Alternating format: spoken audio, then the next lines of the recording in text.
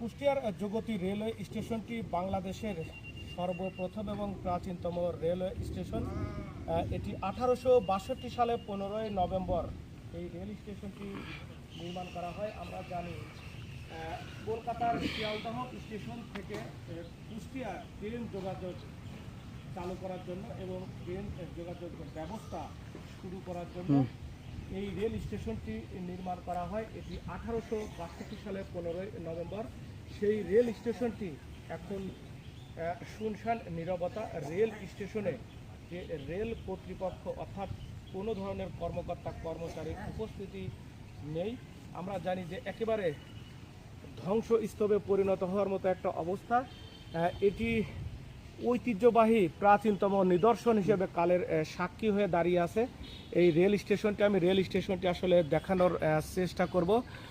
এই রেল স্টেশনটি কুষ্টিয়া সদর উপজেলাতেই অবস্থিত। তো আমরা জানি যে কুষ্টিয়াতে দুইটি বড় ব্যবসা প্রতিষ্ঠান ছিল, একটি জগতী সুগার মিল এবং একটি কুষ্টিয়া শহরের মধ্যে যে মোহিনী মিল। এই দুইটি স্থাপনা বা দুইটি ব্যবসা প্রতিষ্ঠানকে ঘিরেই 1862 সালে এই রেল স্টেশনটি নির্মাণ করা হয়েছিল।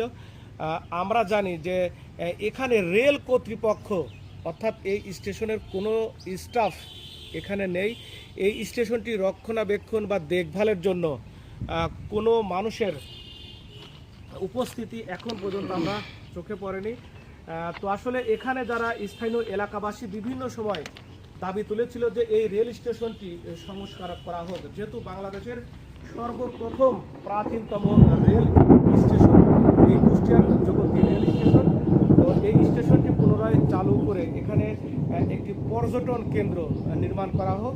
তো এই স্থানীয় এলাকাবাসী বিভিন্ন সময় আন্দোলন করেছিল, দাবি তুলেছিল এবং আমরা দেখেছি যে রেল কর্তৃপক্ষ, রেলের ঊর্ধ্বতন কর্মকর্তারা এখানে এসেছিল, এই স্থানীয় এলাকাবাসীর দাবিগুলো শুনেছিল, তাদের সাথে কথা বলেছিল।